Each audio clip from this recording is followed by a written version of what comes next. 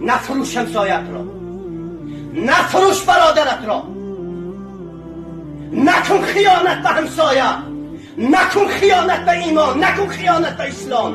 از خدا عزیزی دیدم بترس. خدا شما را نظارت دارد، نظارگر شما خدای رؤوف و مهربان. بترسید از اون روزی که به سکرات مرگ گرفتار میشید. همون انسانی که شما برادرت را میفروشی شانه از تو خالی میکند، میگد و پس سر من تو به برادرت خیانت کردی، تو به همسایت خیانت کردی، تو به دوستت خیانت کردی.